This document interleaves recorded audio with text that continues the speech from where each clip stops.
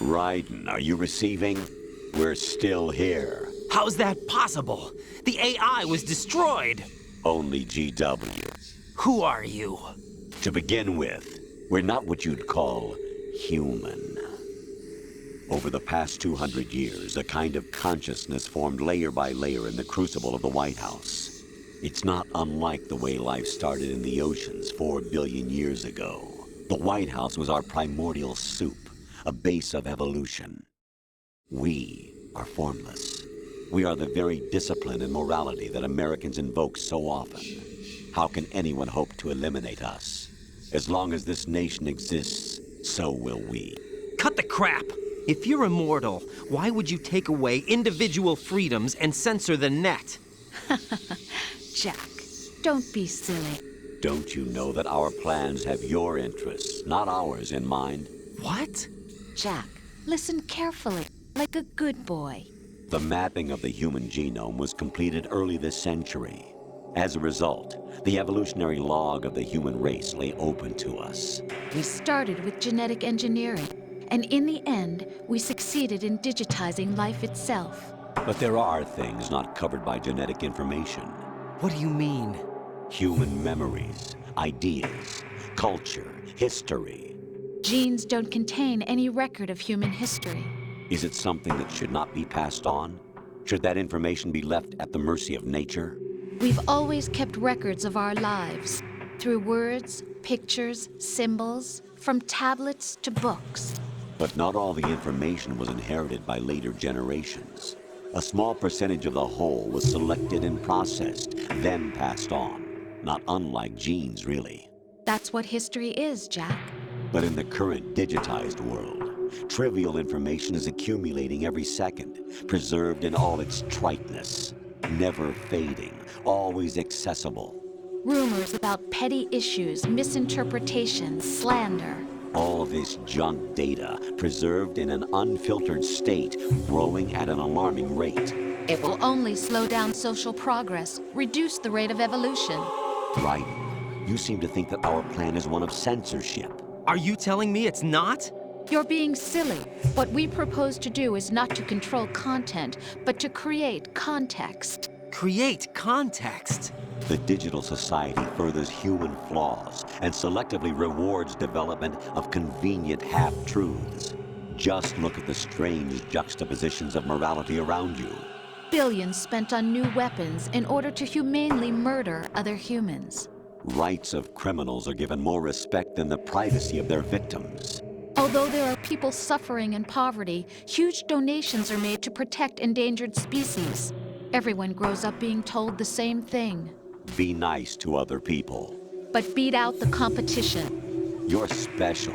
Believe in yourself and you will succeed. But it's obvious from the start that only a few can succeed.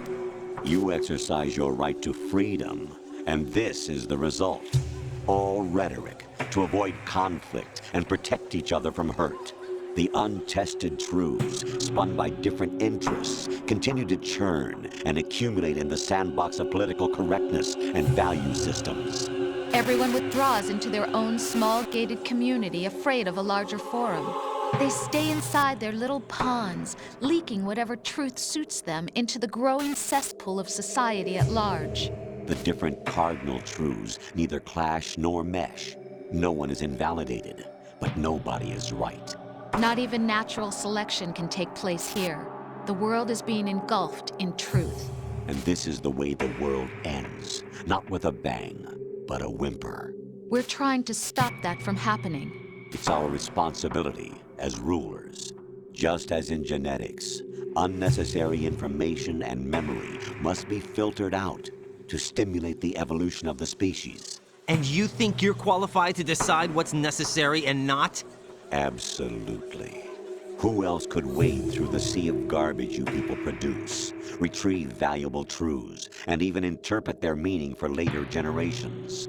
That's what it means to create context. I'll decide for myself what to believe and what to pass on. But is that even your own idea? Or something Snake told you?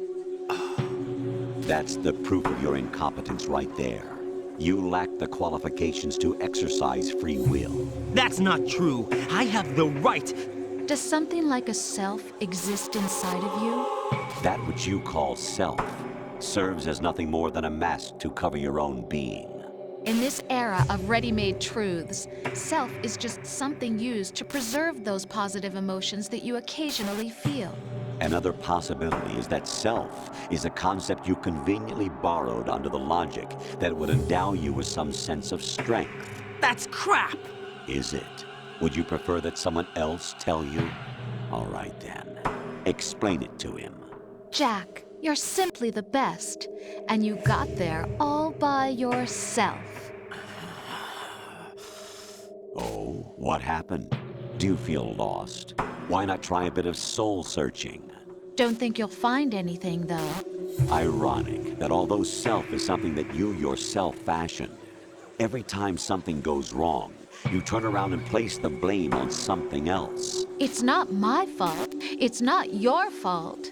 In denial, you simply resort to looking for another, more convenient truth in order to make yourself feel better. Leaving behind in an instant the so-called truth you once embraced. Should someone like that be able to decide what is truth? Should someone like you even have the right to decide? You've done nothing but abuse your freedom. You don't deserve to be free. We're not the ones smothering the world. You are. The individual is supposed to be weak, but far from powerless. A single person has the potential to ruin the world. And the age of digitized communication has given even more power to the individual. Too much power for an immature species. Building a legacy involves figuring out what is wanted and what needs to be done for that goal. All this you used to struggle with. Now we think for you. We are your guardians, after all. You want to control human thought? Human behavior? Of course. Anything can be quantified nowadays. That's what this exercise was designed to prove. You fell in love with me just as you were meant to, after all. Isn't that right, Jack? Ocelot was not told the whole truth, to say the least. We rule an entire nation. Of what interest would a single soldier, no matter how able, be to us? The S3 plan does not stand for solid snake simulation. What it does stand for is selection for societal sanity. The S3 is a system for controlling human will and consciousness. S3 is not you, a soldier trained in the image of Solid Snake. It is a method, a protocol that created a circumstance that made you what you are.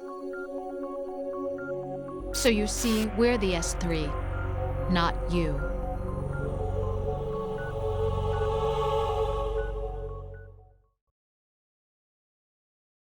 What you experienced was the final test of its effectiveness. That's crazy.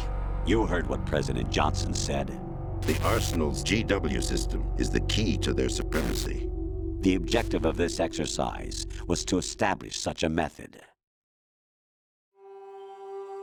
We used Shadow Moses as a paradigm for the exercise. I wonder if you would have preferred a fantasy setting. We chose that backdrop because of its extreme circumstances. It was an optimal test for S3's crisis management capacity. If the model could trigger, control, and solve this, it would be ready for any contingency. And now, we have our proof.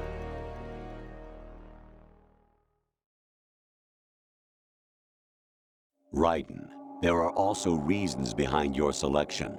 Solidus raised plenty of other child soldiers. Do you know why we chose you over them? It was because you were the only one who refused to acknowledge the past. All the others remember what they were and pay for it daily.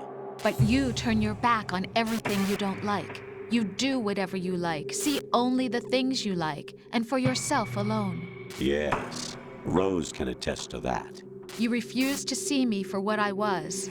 I lied to you, but I wanted to be caught. You pretended to be understanding, to be a gentleman. You never made a conscious attempt to reach out to me.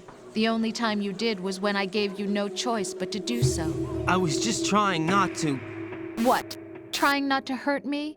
Dear, the one you were trying not to hurt was yourself. Avoiding the truth under the guise of kindness is all that you did. It occurred to you to do nothing but look out for yourself. Even if you claim that it was for my sake, that feeling was nowhere to be seen. In the end, everything was for your sake. I was never part of the picture. Exactly right. So you see, you're a perfect representative of the masses we need to protect. This is why we chose you. You accepted the fiction we've provided, obeyed our orders, and did everything you were told to. The exercise is a resounding success. Didn't I tell you that GW was still incomplete? But not anymore, thanks to you. Your persona, experiences, triumphs, and defeats are nothing but byproducts. The real objective was ensuring that we could generate and manipulate them. It's taken a lot of time and money, but it was well worth it considering the results. I think that's enough talk. It's time for the final exercise. Raiden, take Solidus down. Think again. I'm through doing what I'm told. Oh, really? Aren't you forgetting something? If you die, my child dies. The termination of vital signals from your nanomachines means the death of Olga's child. Not to mention the death of Rose. She's wired the same way. Rose, does she actually exist? Of course I do, Jack. You have to believe me. Damn! It will be a fight to the death. Solidus at least wants you dead. We will collect the necessary data from this last fight. Then we'll consider the exercise closed. So, Jack the Ripper, will it be Solidus, the Patriot's creation, or you, Solidus's creation? Our beloved monsters, enjoy yourselves.